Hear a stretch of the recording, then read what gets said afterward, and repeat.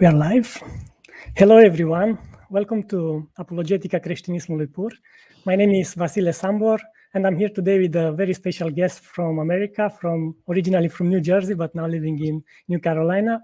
I'm here with Dr. Frank Turek, who is a Christian apologist, a dynamic speaker, and the author of several books, including I Don't Have Enough Faith to Be an Atheist, which I have right here, and also Stealing from God, another book I have here, and Correct, Not Politically Correct, and also Legislating Morality. Dr. Frank Turek holds a PhD in apologetics from Southern Evangelical Seminary, and as the president of crossexamine.org, Frank presents powerful and entertaining evidence for Christianity at churches and many high schools and secular college campuses. He has also debated several top atheists, including Christopher Hitchens and David Silverman. Frank also hosts a TV program each week called I Don't Have Enough Faith to Be an Atheist that is broadcast on NRBTV channel. He has also a radio program called Cross Examine with Frank Turek, which is available continuously on the free Cross Examine application. So for everything I just said, you can find in the description below the link to the work he does, the link to the books, and also to the applications for Android or iOS. Please check them out. So now, before presenting the topic, I want to announce you that at the end of this live, our group is offering as a giveaway one of his books, specifically the book I Don't Have Enough Faith to Be an Atheist. So for those of you who subscribe to our Facebook group on the giveaway, stay with us up to the end and you can be the random winner. So now the topic of this live is about apologetics, about faith, and about atheism. For the audience, if you have any questions, please put them in the comment section, and I will do my best to address them at the right moment. So now I will let Frank to tell us more about himself. What is apologetic good for? How did he get involved in apologetics? And after this, he will show us a short overview on why he does not have enough faith to be an atheist. Welcome, Frank, again, and please take the floor. Vasile, we're out of time now, man. The introduction was so good and long. We don't have any more time. What are we going to do? Apologetics, what is it? It doesn't mean you're saying you're sorry. It means, as you know, to give an answer for the hope that you have, to give reasons. It comes from a Greek word, which means to make a defense. In 1 Peter 3:15, it says, always be ready to give a reason for the hope that you have. Give an answer. So that's what it is. What good is it? Well, it can help people who are doubting, give them reasons to believe that Christianity is true, which allows them then to move from just believing it is true to actually trusting in what Christ has done so they could have their sins forgiven and be given his righteousness. So it can clear away intellectual objections to the faith, and it can also encourage people who already are Christians to know that what they actually believe about reality is true. And they can be confident even when they go through difficulty that Christianity is indeed true. In fact, Christianity, as you know, predicts you will go through difficulty. That's all part of it. So that's really what it's all about. And how did I get into it? I got into it because I had so many questions about the faith. I was asking the son of a Methodist minister all these questions when I was in the Navy, and he finally just said to me, Frank, you just need to get Josh McDowell books, Evidence That Demands a Verdict and More Than a Carpenter. Now, this was back in, say, 1984, 1985. So many of the books we know about now were not written then. There were just a few books on evidence for the faith, and Josh McDowell had written some of them. And so I read those books and said, wow, this really appears to be true. And then after I got out of the Navy, I met Norman Geisler, who was starting a seminary here in Charlotte, North Carolina, back in 1993. And so I moved along with my family here to attend the seminary. And then he and I wrote a couple of books. You mentioned them, Legislating Morality, and I don't have enough faith to be an atheist. And so since then, I've started a ministry called crossexamined.org, Cross-Examined, which should get a round of applause right there. Cross-Examined is the ministry that we have where we go to colleges, high schools, and churches and present evidence that Christianity is true. We cross-examine ideas against it. And we've been going to colleges for probably a little over 15 years now doing that. And we've got several more scheduled this coming semester. In fact, this Thursday, I'll be at the University of Texas at Dallas. So that's what we do, Vasile. That's really kind of the overview. Cool, thank you. So now we will go to questions, if there are questions, and I will put the first one here. If you Okay. want to take it. Mm-hmm. So the question is, what is truth, and can people determine the objective truth since they are subjects? Yeah, it's an excellent question. And let me just say, this person who is asking this question is right on the mark, because I just want to share a screen with you for just a second. Let me see if I can do this. Share screen. Hang on. I can share a window, right? Can I do that? Boom. Yeah, you can. All right. Can you guys see this? Let me put it. Yeah. Can you see that screen right there? I can see it. Yeah. Okay. These are the questions that we address when we're presenting the evidence that Christianity is true. And the book that goes through this, as you know, is called I Don't Have Enough Faith to Be an Atheist. So the first question we ask to discover if Christianity is true is, does truth exist? Because if there's no truth, you can't say Christianity is true, obviously. And of course, if there's no truth, then atheism couldn't be true either, right? Well, obviously there's truth. If there was no truth, the claim there is no truth couldn't be true. It's a self-defeating claim. It's a self-defeating statement. Now, the question asks, what is truth? And truth is what corresponds to reality. Truth is telling it like it is. If I say that I'm in Charlotte, North Carolina right now, that would be true. I'm telling it like it is. If I'd say I'm in Romania right now, that wouldn't be true, okay? Truth is what corresponds to reality. And as Christians, we believe in a couple of major facts about the world. We believe in more than that, but two of the biggest facts we believe are, number one, that God exists, and number two, that Jesus rose from the dead. Because if those two facts are true, that God does exist and Jesus rose from the dead, then Christianity is true. And in order to establish that, what we do is we go through these four questions. Does truth exist? Does God exist? Are miracles possible? And is the New Testament telling the truth about the resurrection? You say, well, why is that so important? Because if Jesus rose from the dead, game over, Christianity is true. Because if Jesus rose from the dead, it shows that he predicted and accomplished his own resurrection. And I just have a personal policy. If somebody predicts and accomplishes his own resurrection from the dead, I just trust whatever the guy says. And so Jesus did that. And the reason he could do that is because God does exist, and therefore miracles are possible. So this is the outline we go through when we're presenting the case that Christianity is true. Does truth exist? Does God exist? Are miracles possible? And is the New Testament true? Is it telling us the truth about the resurrection, particularly of Jesus? That's at a minimum, okay?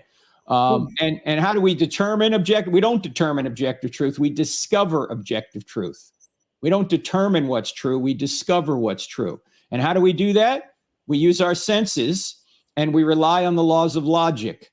Now, the laws of logic allow us to, after we get sense data into our minds from our five senses, then we can use the laws of logic to analyze what we're getting from our sense data to just discover whether or not something is true. Right now, I'm looking at you, Vasile. Given technology and what I know about technology, through my senses, I can sense you're out there.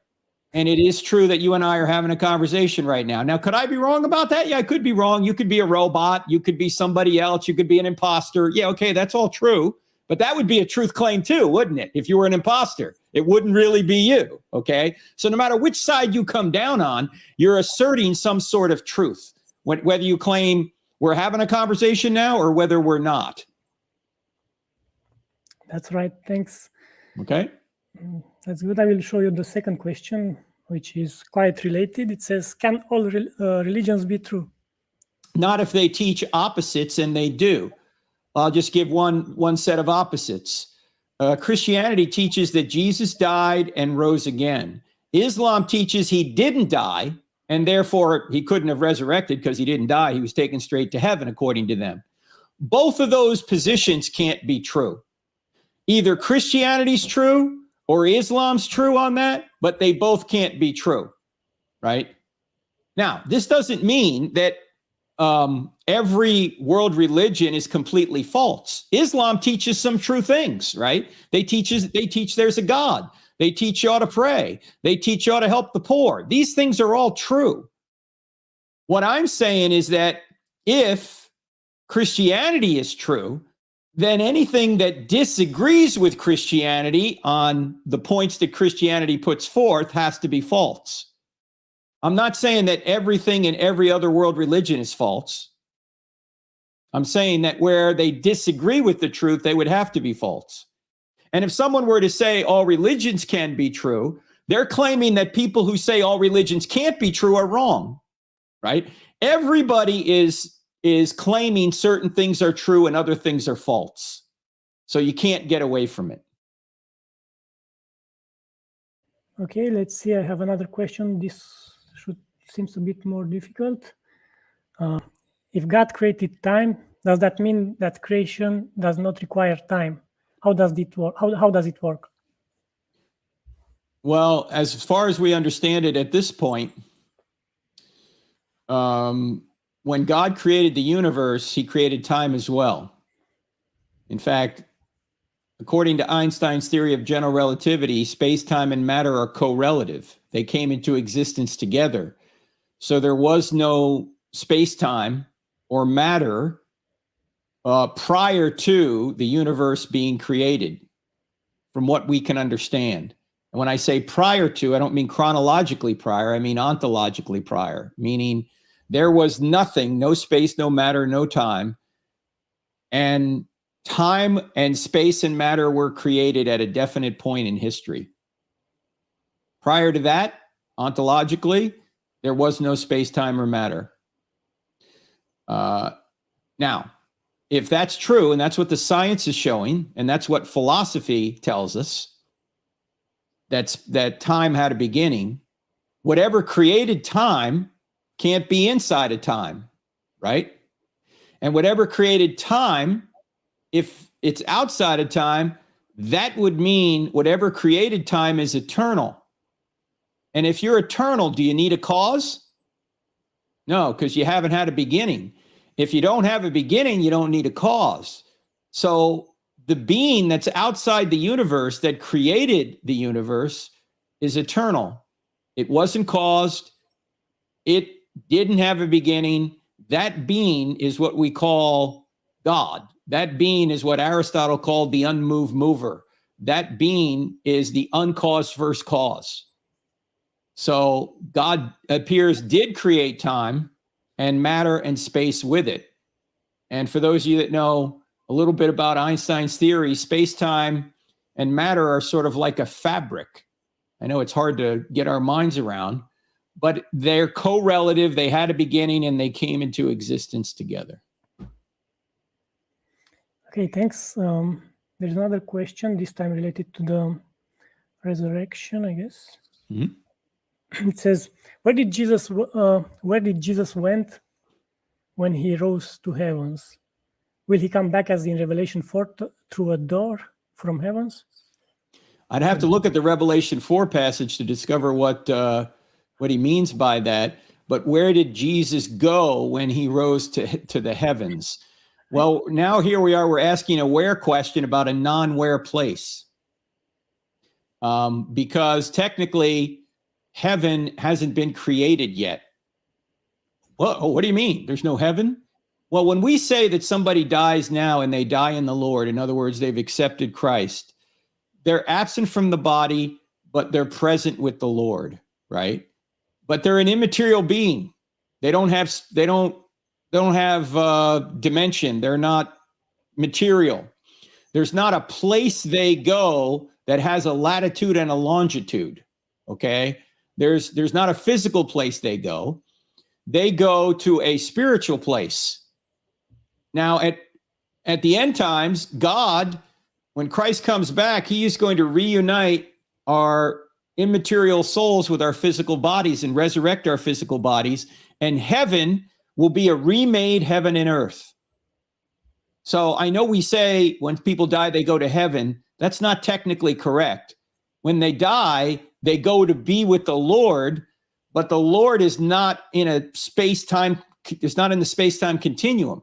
He's an immaterial being. And so our souls go to be with God. And then when Christ comes, he reunites our souls and our bodies. Does that make sense? Yeah, it makes sense. I think he mostly was referring to how Jesus rose from the dead and then he went to the heavens, and just the transition from this. But I think if miracles are possible and if he rose from the dead, it's not a very difficult thing to just transfer. No, to I the mean, image. yeah. When it says he ascended to heaven, okay, maybe they saw him go up. And generally we speak of heaven is up and hell is down, right? Those are relational terms to separate the heavens and hell. But Jesus, the question is, where is Jesus's physical body right now? And the question is, we don't know, right?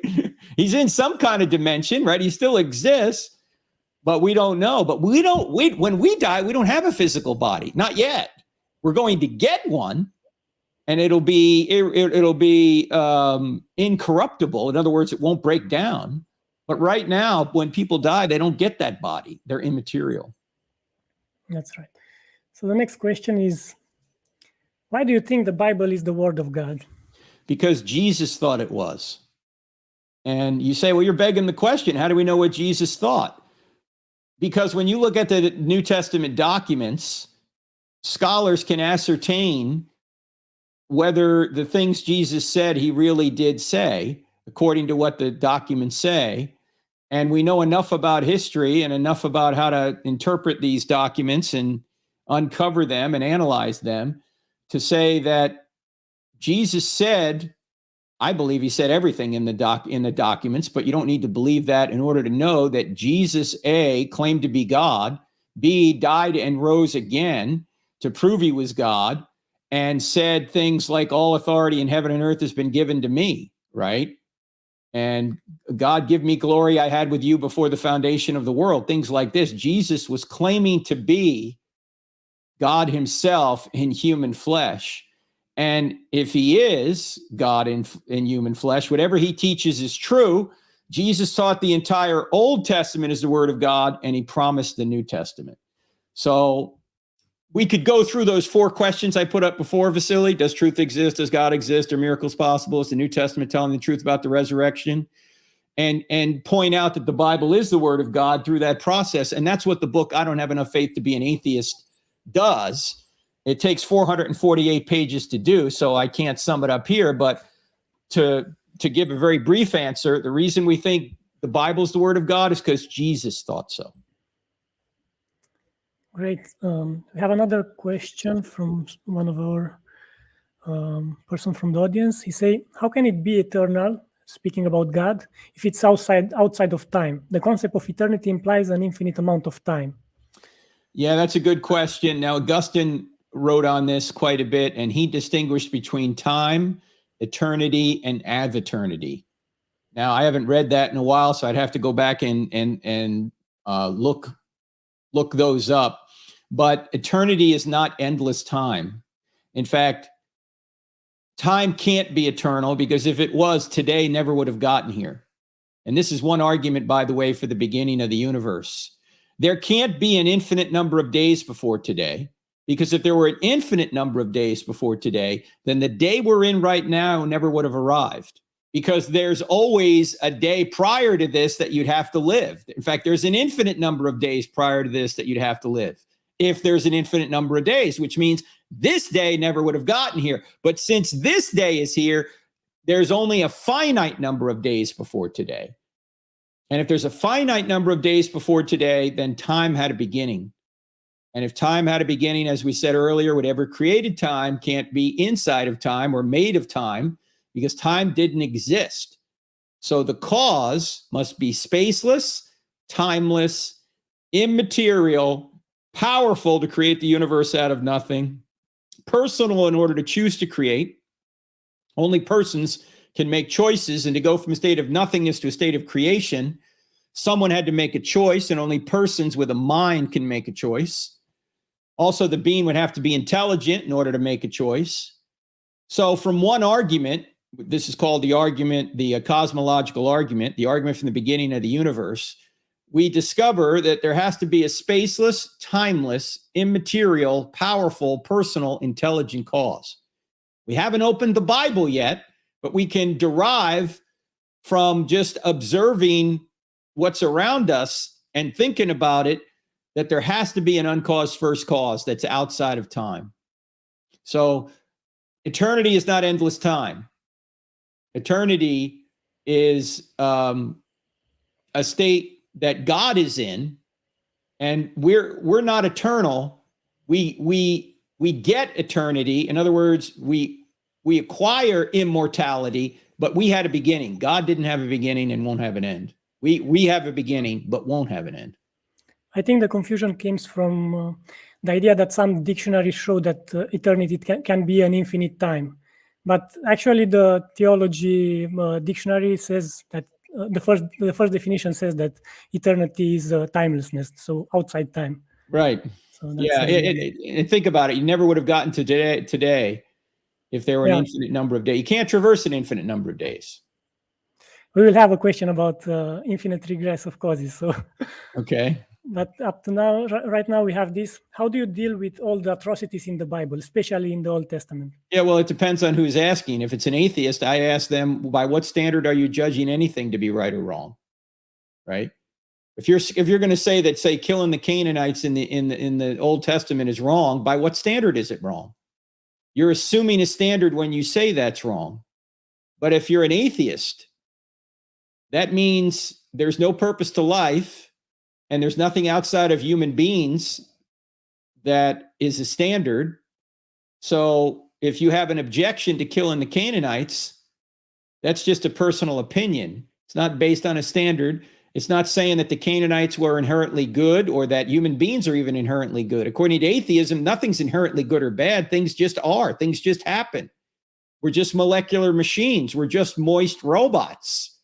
We're just in this endless this materialistic world where natural selection has put us here without purpose, without meaning, without ultimate without an ultimate goal.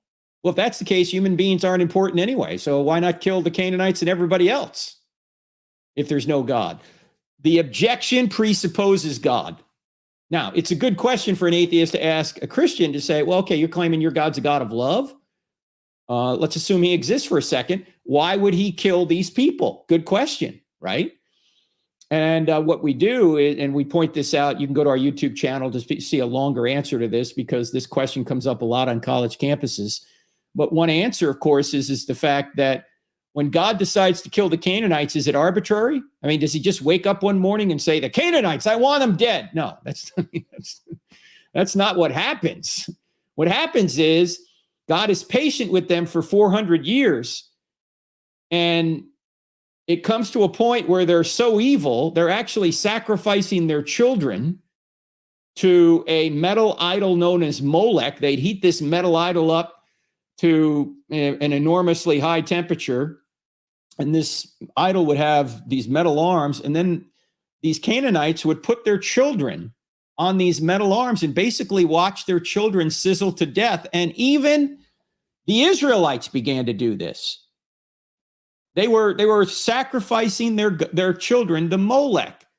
And they did a whole number of other detestable things. And finally, God said, this needs to be judged.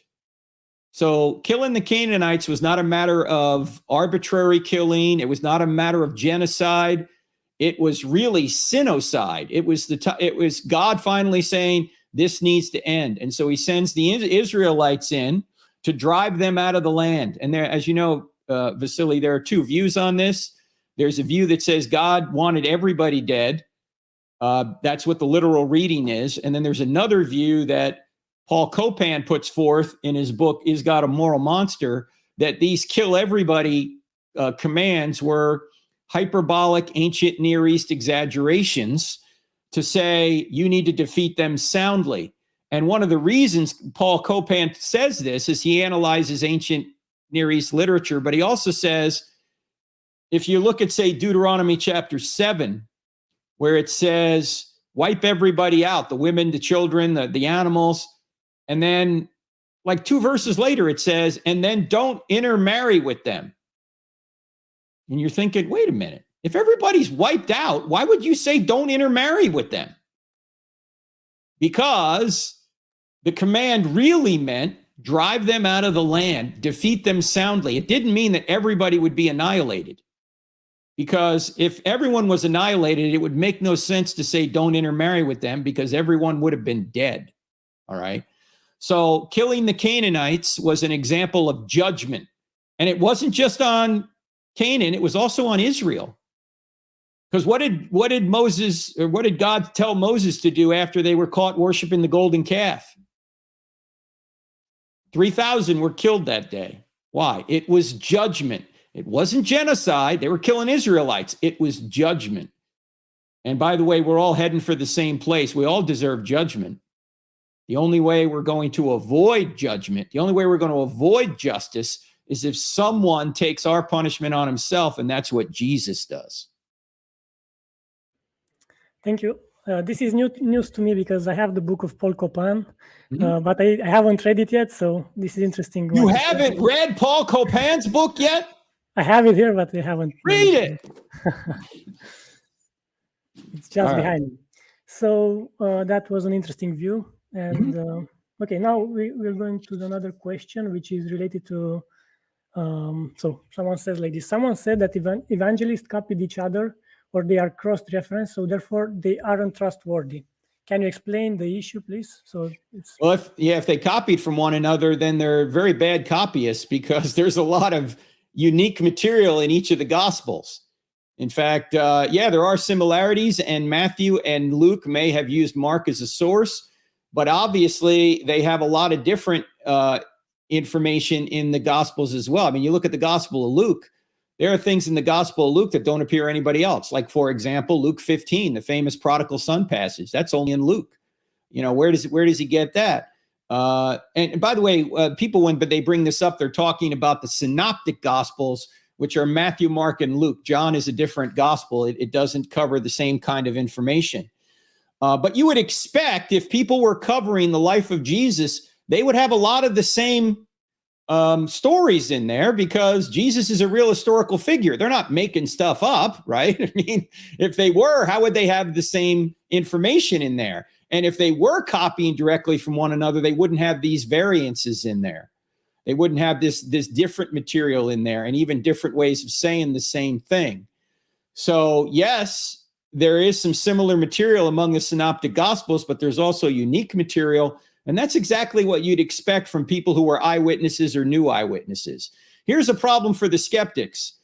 If the skeptic says, well, they're too similar, therefore they copied from one another, they'll say that. But if they're too different, they'll say, well, they're too different, so they couldn't be about the same guy, or they couldn't be about the same about the same event. So these things didn't happen. They're making them up. Look, which is it? Did they copy too much from one another? Or is there enough variance in there where you're going to say, well, the whole thing's made up? No.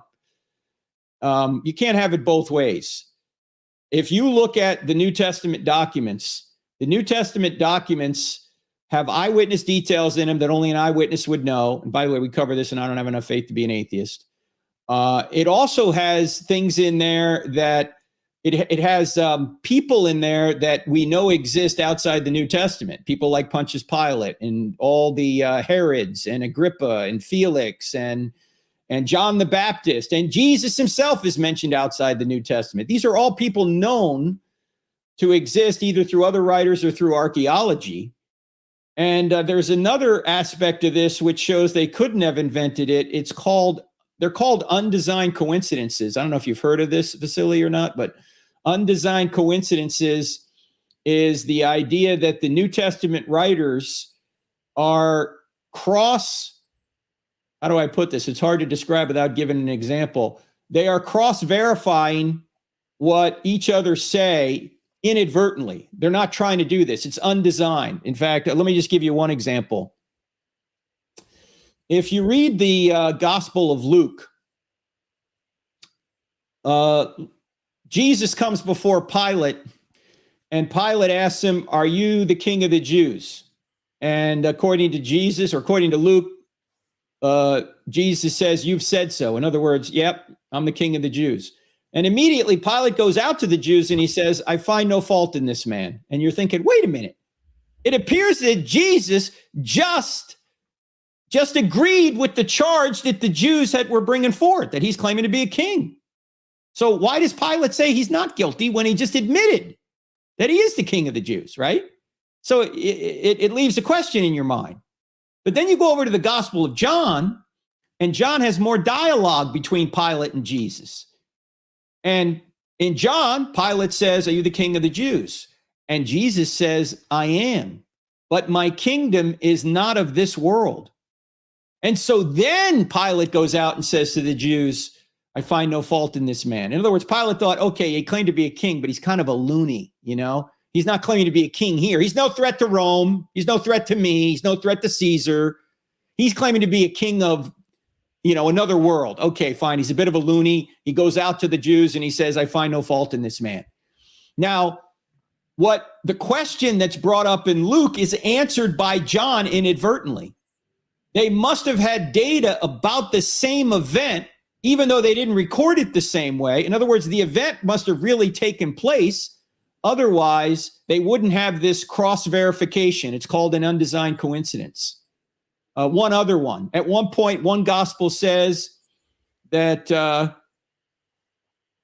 they struck Jesus in the face, and then one of the guys that struck him in the face said, "Prophesy, Christ, who struck you?" Now, you're probably thinking, how would that be a prophecy? The guy just hit him in the face. Jesus saw him hit him in the face. How would it be a prophecy to say, "You hit me in the face"? Well, you go to another gospel, and another gospel says they blindfolded him, and then they struck him in the face. The first gospel doesn't tell you about the blindfold. The second one does. And these are talking about the same event, but just as eyewitnesses will do. They don't give the same details. They give you the same basic story, but the details differ. Those details differing are a sure sign that you're dealing with eyewitness testimony, and this is not an invented narrative. I want also to say to Andrea that there are a lot of details about this in the book. I don't have enough faith to be an atheist. I read it, and there are like many, many things about this issue. Yeah, well, actually, the undesigned coincidences is more of that is in Stealing from God, the book Stealing from God. So yeah, check that out. There's another question. Can someone be called a Christian if he does not believe in the physical resurrection of Jesus Christ? Depends on what you mean by that. Because if Jesus didn't physically rise from the dead, your faith is in vain, as Christ said, as Paul said. So if Paul is saying your faith is in vain because you don't believe in the physical resurrection, then I would say, yeah, you're not a Christian. But if you just mean you're a Christian in the sense that you agree that you agree with Jesus's main teachings, ethical teachings, okay, but you're not a Christian in the saved sense because Jesus didn't come to just give ethical teachings. Jesus came to give himself. He says, "I did not come to be served, but to serve and to give my life as a ransom for many." Jesus came as a ransom, a substitute. He didn't come to revolutionize morality or to give us a whole bunch of new insights, although he did give us some new insights. He came to be a substitute for us. And if you're going to deny that he died for our sins and then rose from the dead to prove he was God, then you're not a Christian in the salvific sense. Thank you. There is another one about, I think it's about evolution in some sense. Mm-hmm. Do you accept that we are related with primates? How does it align with the creation stories? What do you think of JEPD, documentary hypothesis? Torah is written by 5 identified sources. Yeah, those are three different questions. But the first question, do you accept that we are related with primate? It depends on what you mean, related, and what does it mean by primate? If you're meaning Neanderthal man or something, which I think was a human being, they just had a different brain capacity, that kind of thing. We have interbred with them according to genetic research. But if you're saying that we evolved without intelligence from through non-intelligent sources or through non-intelligent processes, I don't think that's true. In fact, I think there's evidence against that, regardless of what the Bible says. And we cover this a lot, and I don't have enough faith to be an atheist and also stealing from God. I think there's enormous evidence against the blind processes bringing forth new life forms. I'll just mention some of that. We don't have time to get into the details, but the fossil record does not agree with that. The fossil record shows the major phyla coming into existence virtually all at once without fossil precursors. Secondly, irreducible complexity would seem to prevent a gradual process of bringing forth new life forms. Thirdly, the genetic code itself requires a coder, requires a mind. And in order to get new life forms or new functionality, you need new code, and natural laws don't create code. Minds create codes. Fourthly, you have epigenetic information, which is the structure around or of the cell and of the living thing, which can't be modified by mutating DNA. In fact, it's been widely known now for a while, Vasile, that neo-Darwinism, the idea that mutating DNA will get you a new life form, it's been known now that that's not true. You can mutate DNA from now till doomsday. You'll never get a new life form. You'll never get new information. You need new information injected into a life form, and you would also need new structural information, which is called genetic information, new structure, in order to get a new life form. And neo-Darwinian theory can't get you that. That's why in 2016, the Royal Society in London, a group of evolutionists who are not Christians, got together to come up with a new theory of macroevolution because they said the old theory isn't working. And they didn't come up with anything because there is no naturalistic answer to where new life forms came from. So no, I don't accept that we're related to primates through some sort of natural selective process. And how does it align with creation stories? Well, it depends on whether you take the creation story to be literal or metaphorical. I think God created Adam and Eve right out of the dust. I think that's literal. And I think that makes a lot more sense than any sort of evolutionary process for the reasons I just gave. I don't think natural laws can do that. I think it takes a mind. Now, JEPD, most scholars will disagree with that now. That theory is an old theory that has since been discarded by most. So no, I don't think that's how we got Genesis or how we got the Torah. I do think there were editors to the Torah later. In fact, they say Moses wrote the Torah. Well, he didn't write the account of his own death, obviously, right? There were editors that came along later, but editors can be part of the inspirational process. There's no problem with that. Thank you. There is another very interesting question about the hiddenness of God. Mm-hmm. So the idea is, why does God hide so much from people? He could give people dreams to convince them or clear evidence. Why doesn't he? Well, he does give people dreams to convince them, if they're open, that there's more stories coming out of the Muslim world than you can imagine right now about that, where people are in closed societies, but they're truly seeking God, and God appears to them, Christ appears to them in dreams and visions. And there are many places you can go for that to discover some of these. I want to say Tom Doyle is a missionary that has documented some of this. I think that's his name. But you hear about it routinely. But the hiddenness of God question is a good question, I think, because you might say, well, why doesn't God just appear to everyone and end all the speculation? Because God's goal is not just is just for you to add another fact that you believe.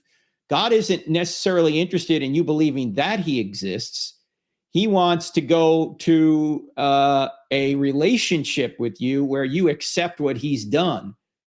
It's not just believing that God exists that saves you. It's trusting in him.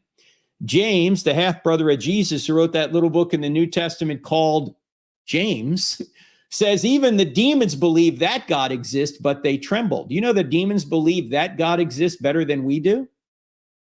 Yeah, but they don't trust in him. So God wants to go from just belief that to belief in. Now, Søren Kierkegaard, a Danish philosopher back a couple of centuries ago, had an interesting story about the hiddenness of God. He said this. He said, imagine there was a prince that was looking for a wife, a bride, to ultimately be the king, or be the queen. And he sees from a distance in his jurisdiction a beautiful peasant girl who he immediately falls in love with. And he says to his father, the king, he says, I think I love this girl. I want to be with this girl.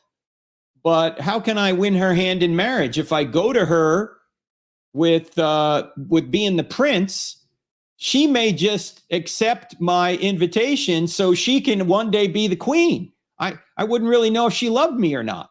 She would just want to be the queen and accept my invitation.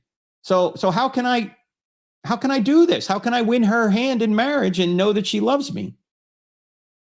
So the king says, the only way to do this, son, is to renounce the throne, become a peasant, go into the village, and win her as a peer. And so that's what he does. He renounces the throne. He goes into her village as a peasant, because that's what he is now, and he wins her as a peer. And that's what Jesus does for us. He put aside the privileges of the Godhead, as Philippians 2 says. He adds humanity to his deity. He comes to earth to win us as a peer. And we have the opportunity to either accept the invitation or reject it. But if God were to come with all his power and show us his glory, we wouldn't have the capacity to say no. We wouldn't truly be free. The only way love can exist is if you have the freedom to say no, if you have the freedom to make a choice. So God gives us enough evidence to believe that he exists, but not so much that he's going to compel our choice. He gives us enough to know, and he also leaves enough ambiguity so people that don't want him can go their own way. So that's one answer to the hiddenness of God problem. But it's a question I have that I ask myself often, because a lot of times I go, yeah, I wish God would be a little bit more overt, but God knows how much information people need in order for them to be saved. I've noticed, Vasile, and maybe you have too, that most people are looking for God like a criminal's looking for a cop. They don't really want God. That's why I always ask people, if Christianity were true, would you be a Christian? And most of the time, if they're honest, they'll say no. Why? Because they don't want there to be a God.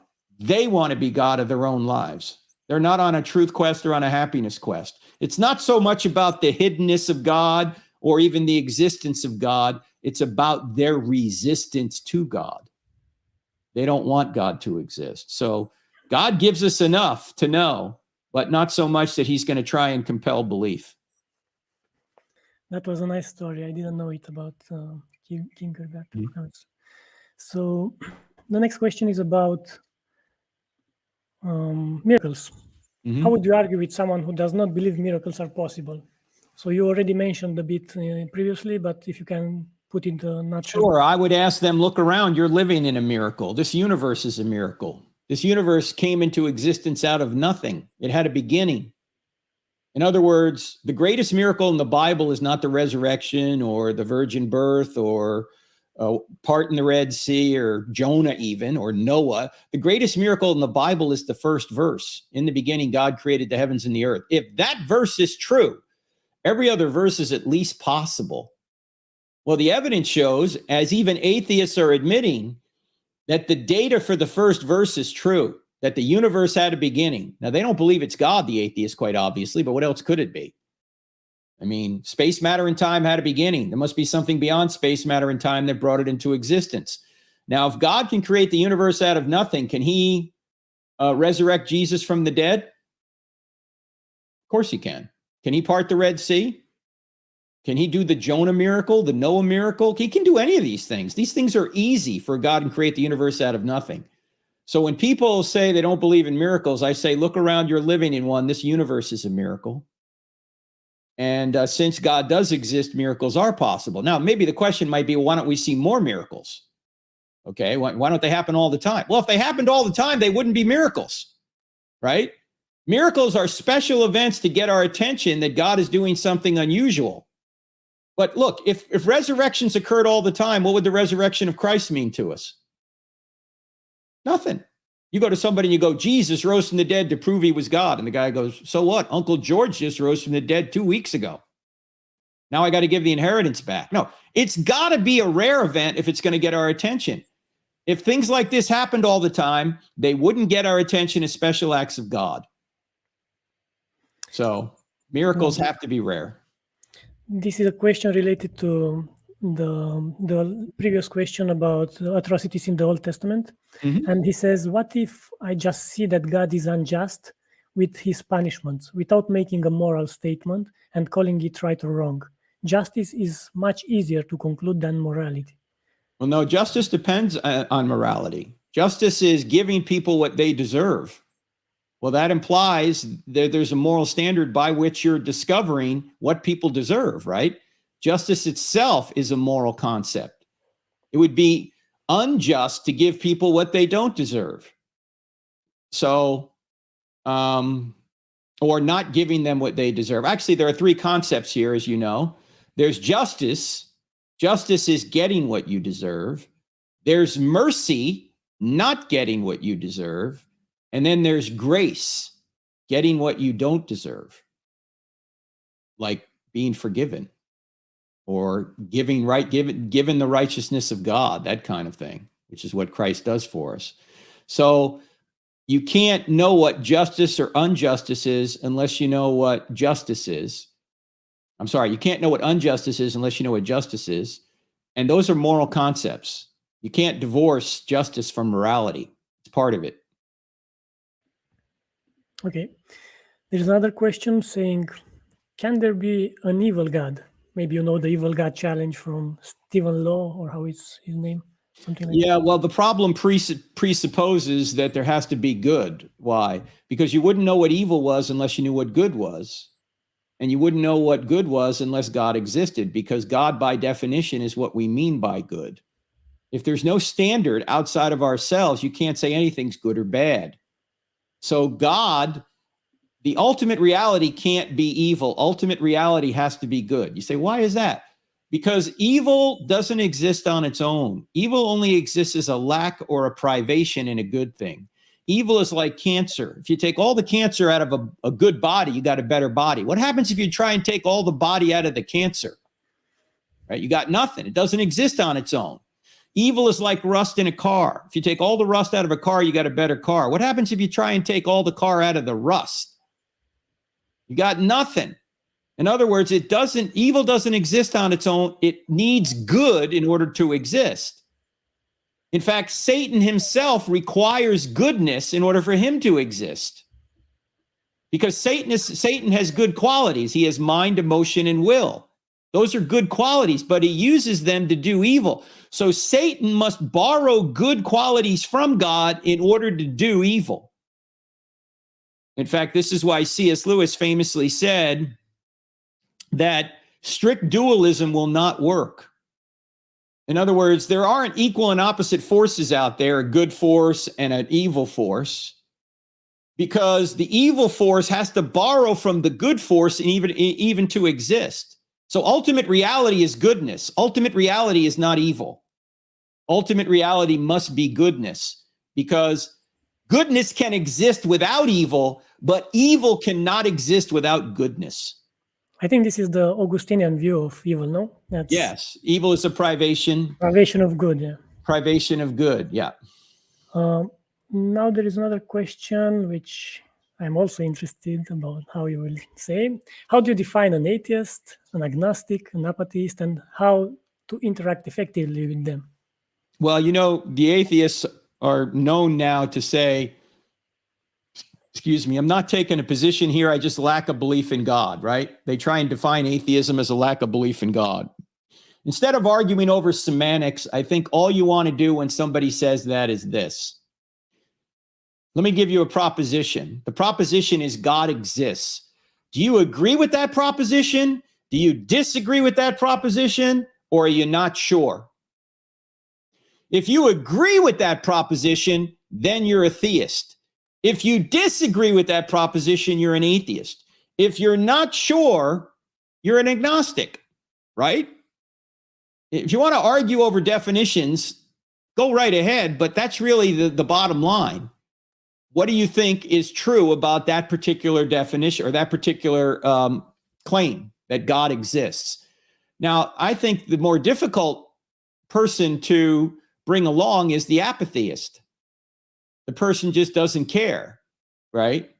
How do you deal with people who don't care? Well, if I knew how to motivate people who don't care, first of all, everyone would be a Christian because I could get everybody to care. And secondly, I'd be a billionaire because I could get people to care about a product or anything I wanted to sell, right? Okay. So apatheism is the hardest thing to deal with. And sometimes you can't get people to care. In fact, Jesus even admits this, right? When he talks about the 4 different kinds of soils, right? Sometimes seed falls on good soil, but sometimes it's rocky. Sometimes it's soil that nothing sprouts, right? He's just pointing out that there are different people out there, and some are open and some are not. And an apatheist sometimes can't be motivated. The only thing you can do with someone like that is ask this question. If Christianity were true, would you become a Christian? If they hesitate or say no, the problem isn't in the head, the problem's in the heart. They don't want it to be true. So what do you do with somebody like that? I think all you can do is love them, pray for them, maybe plant seeds every now and then to get them to start thinking, and then wait. Why wait? Because in this fallen world, tragedy strikes all of us at some point. It could be when tragedy hits your apatheist friend, your phone is going to ring and that person's going to be on the other end. Why? Because they're not going to call their atheist friend when things get real bad. What's the atheist going to say? Well, yeah, you know, stuff just happens. There's no rhyme or reason to it. Tough it out. They're going to call somebody of spiritual depth, and that might be you at that point. You see, when the student's ready, the teacher will appear. Sometimes you only look up when you're on your back. Sometimes things only get important when they become personal. And when you're going through pain and suffering or tragedy, that might wake you up out of your apathy. Yeah, thanks. Another follow-up is, which kind of evidence do you think an atheist who relies strictly on empirical evidence needs to become a Christian, like mostly empirically? Well, again, I'd ask them if they were open, if Christianity were true, would you become a Christian? And they're relying on empirical evidence, okay? Well, what do they mean by empirical evidence? That you can go in the laboratory and find God? Is that what they're asking for? Because you can't go in the laboratory and find Julius Caesar or Abraham Lincoln or, historical figures, because history is a different kind of science. It's a forensic science, an historical science. It's not something you can repeat in the laboratory. You can't go in the laboratory and repeat the Big Bang, right? You can't even go in the laboratory and repeat macroevolution. If it happened at all, it happened once, right? So it depends on what they mean by empirical evidence. But when people say to me, I need evidence to believe in God, I say, or they say, how do you know that God exists? I say, I know God by his effects. And that's what scientists do. They have an effect and they're trying to reason back to a cause. What caused this effect? So, for example, if I see a creation, that's the effect. I'm going to reason back to a cause, a creator. If I see design in the universe, in the fine-tuning of the universe or in the genetic code of life, that's the effect. I'm going to reason back to a designer. If I have a moral law written on my heart, that's an effect. I'm reasoning back to a moral lawgiver. If I have the capacity to reason and ascertain truths about the real world, that's the effect. I'm going to reason back to a cause known as a mind. In other words, I'm reasoning from effect to cause. That's how we know that God exists. And this is what scientists do. You reason from effect to cause. And in fact, if they're relying on evidence, a question I might ask them is, you could ask them, what kind of evidence would you need to see? Or you could also ask them, if they're asking, why is there, do you have any evidence for God? Or then maybe they'll make the claim, there's no evidence for God. I will ask them, why is there evidence for anything? Why is there evidence that the sun comes up in the east? Why is there evidence that if I put 2 parts hydrogen and 1 part oxygen together, I'll get water? I got it yesterday. I could do it right now. And tomorrow, if we're still here, probably if I do that again, I'll get water again. Why is that? Because this is an orderly universe where things happen in repeatable, predictable manners. And my mind is structured in such a way, and my senses are given to me in such a way that I can look at that phenomenon and then draw valid conclusions about the real world. Well, order and mind are effects that should come from an orderer and a great mind. So the very fact that someone's asking for evidence, they are stealing an orderly, mindful world from God while at the same time saying God doesn't exist. And that's what the book Stealing from God is all about. If you're going to ask for evidence, you're assuming this is an orderly world and you have a mind that can ascertain this orderly world around you and draw conclusions about it. That effect needs to be explained. I think it's best explained by an orderer and a mind, what we would call God. Right. There's another one which is very interesting. What is God of the gaps? And is it true that while science progresses, people will completely stop believing in God? Yeah, God of the gaps is an idea where you can't figure something out naturally. You can't find a natural cause for it.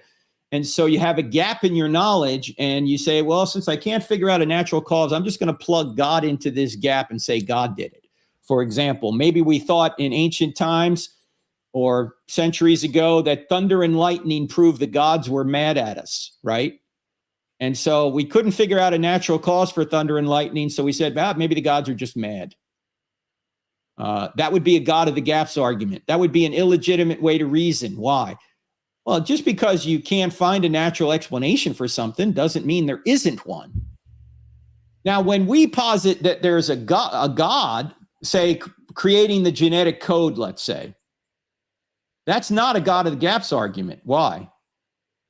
Because we don't just lack a natural explanation for a genetic code. We know that a code or a program is positive, empirically verifiable evidence for an intelligent cause. In other words, we're not arguing from what we don't know. We're arguing from what we do know. We're arguing that messages and codes come from minds. And if we have this message, and in every one of our 40 trillion cells, the message is 3.5 billion letters long. If messages come from minds, we're going to say that the message in every one of our cells must come from a mind too. At least it originated with a mind.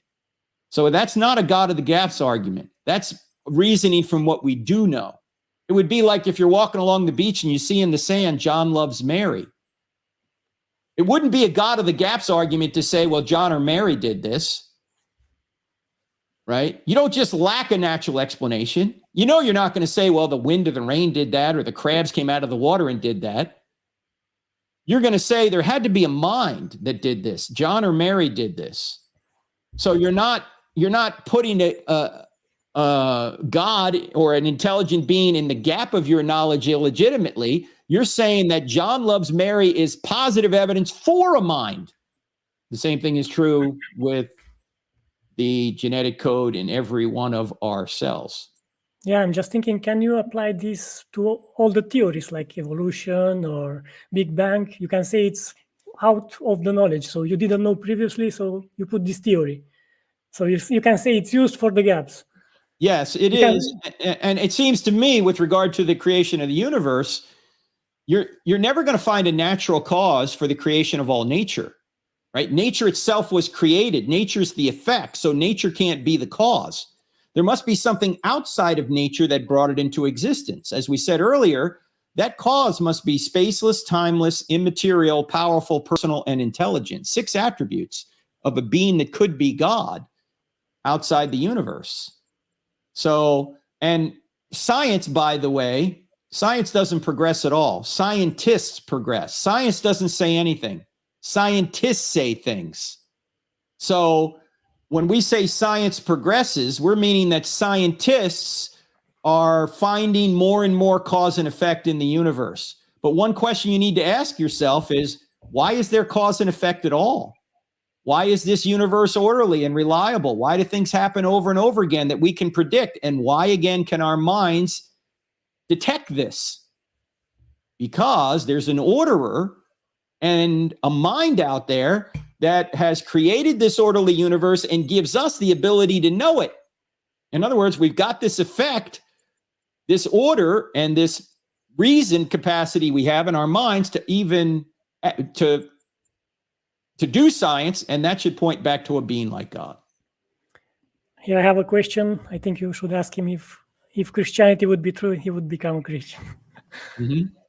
Because he said, give me one evidence that God exists, just one. Well, we just did. We just gave the evidence from the beginning of the universe. And we could talk about the fine-tuning of the universe. For example, as Stephen Hawking admitted, if the expansion rate of the universe were different by 1,000 million, a second after the Big Bang, the universe would have collapsed back on itself or never developed galaxies. That infinitesimal difference in the expansion rate of the universe would have prevented us from even existing. Now, I don't have enough faith to believe that happened without intelligence. Some intelligent being fine-tuned the universe to have the expansion rate that we needed to have at the very beginning. And by the way, the expansion rate right now is also fine-tuned. And any one of a number of factors about the universe, if it were changed virtually imperceptibly, we wouldn't be here. Change the force of gravity by more than 1 part in 10 to the 40th power, we're not here. So this is all pointing back to a mind. It's pointing back to intelligence, a source of intelligence. And again, the question presupposes that this is a world of evidence. It presupposes that this is an orderly world where evidence can be detected, which in my view presupposes an orderer and a mind. Yeah, he asked, and this will be, I think, the last question. Let me just put it up. The same person, he says, there are 2,000 years and Jesus didn't came. How long do we have to wait? Till the full number of the Gentiles come in, according to Romans chapter 11. And when will the full number of the Gentiles come in? We don't know. And I think God hasn't told us for a reason. If we knew that, say, the world was going to end in, 2050, that would change how we behave, probably for the negative. We'd go, I can do whatever I want till then, right? Or, but if God says, hey, I'm going to come as a thief in the night, I'm going to come when nobody's expecting, then you always have to be ready. So I think God has left some ambiguity in the end times in order to not create a problem in our behavior. We always have to be ready. We always have to live as if he's going to come back at any second. Oh, sorry.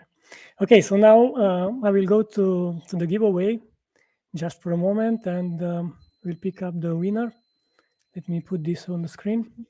Hope all of you can see it. So there are some people who subscribe for the book, and let me shuffle this a bit.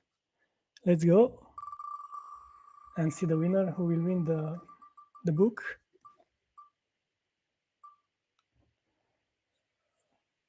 That is a neat app you got there, Vasile. Yeah, thanks, Florin Moldovan. Congratulations, you won the book. So if you want it in Romanian or in English, I will contact you privately and you can tell me. Sorry, what did you say, Frank? I like that app you got there, that Wheel of Fortune app. That's pretty good. I can give you the link if you want. After Let me just stop this sharing and stop the questions here. So now I want to tell to everyone who watched today that I put everything in the description, all the work of Dr. Frank Turek, if you want to check it out. There are books, there are applications on the mobile phone like Android and iOS. Please check them out and see the books. They are wonderful. I have 2 of them here, Stealing from God and the book we just gave away, I Don't Have Enough Faith to Be an Atheist. So now we are going to close this live. First of all, I want to thank you, Dr. Frank Turek. Thank you for having me on, Vasile. Thank you. Thank you for Thanks for the questions, everyone. Yeah, thanks for accepting to join today. And it was really a great pleasure to have you here on a Romanian channel.